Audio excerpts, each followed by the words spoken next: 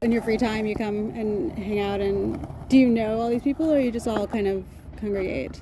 I went to school with that guy, with the guy who just went over there, and with two of these guys. The guy in the red shirt I don't know that well.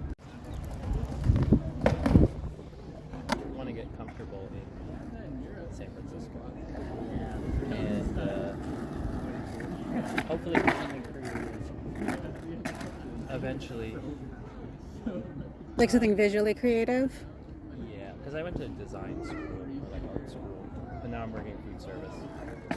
So eventually I'd like to get into doing something like full-time creative, but right now I definitely just need to save money and